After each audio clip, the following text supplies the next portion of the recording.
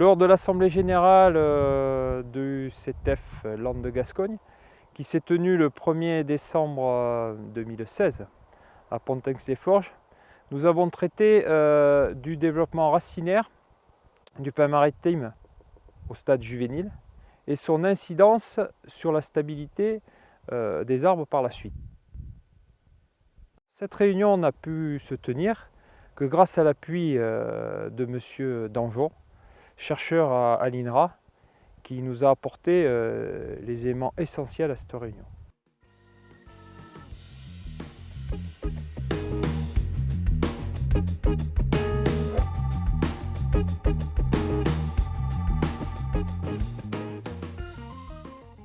Afin de visualiser les systèmes racinaires, nous sommes rendus sur le terrain pour décaper avec de l'air comprimé sur 5-6 arbres tout le système superficiel. C'est-à-dire qu'on a poussé, éjecté le sable sur une profondeur de 5 à 10 cm pour faire apparaître tout le système superficiel des pins en question.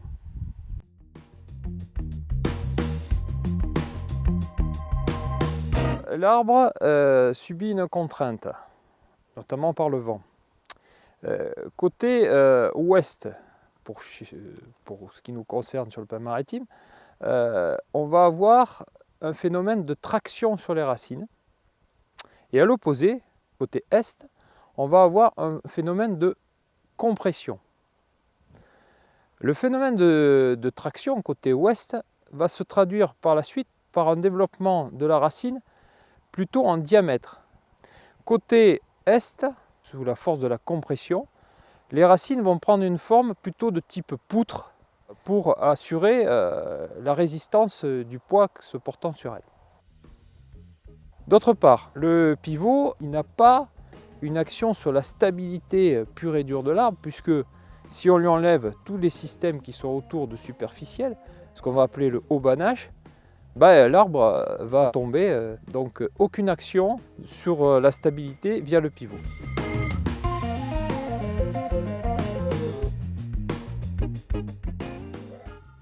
Alors on peut apercevoir très tôt sur les racines superficielles des développements de racines pivotantes, plongeantes.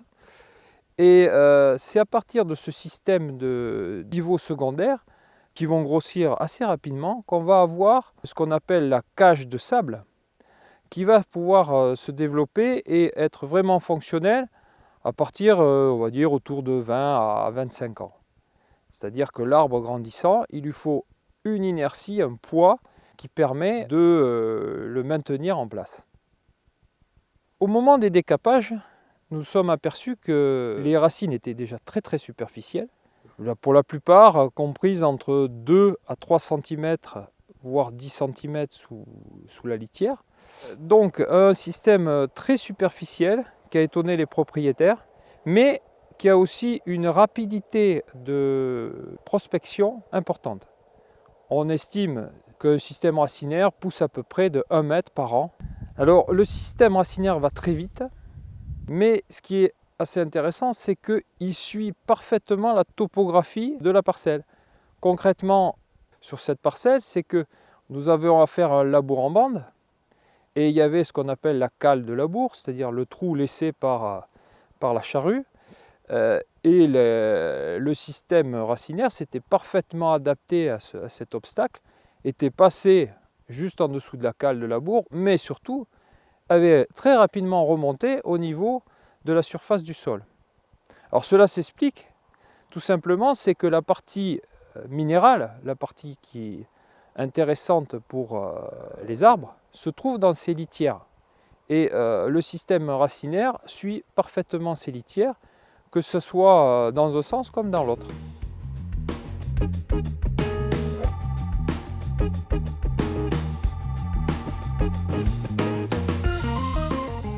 La deuxième partie de cette réunion technique a porté sur l'incidence des débroussaillements, les différents types de matériel qui pouvaient être utilisés et l'incidence sur le système racinaire.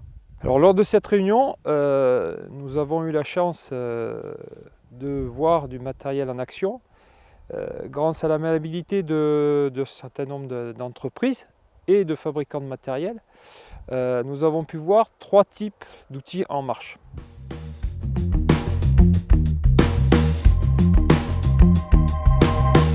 Tout d'abord le rouleau landais classique qui était en tandem, c'est-à-dire avec 2 outils l'un derrière l'autre.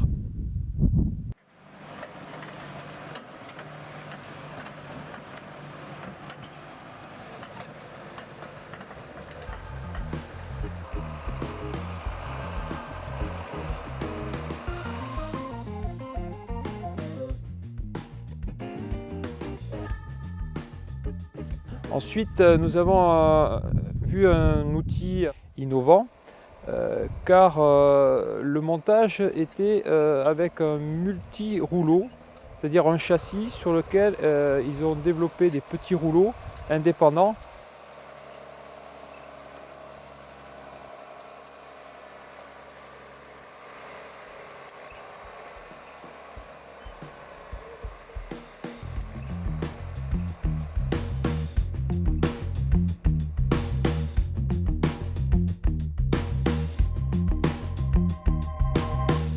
Aussi, donc ainsi du matériel fait donc d'un rouleau landais sur lequel est adapté derrière des disques indépendants qui viennent travailler le sol, qui sont des outils pour ce qu'on appelle le regonflage ou la reprise des labours.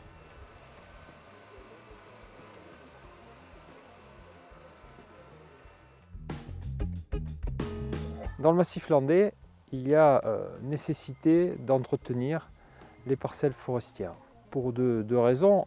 Une, c'est qu'il faut maintenir la végétation pour des aspects de concurrence, notamment dans le jeune âge. Mais il y a aussi toujours à tenir compte du risque feu. On doit quand même maintenir au plus bas la végétation concurrente.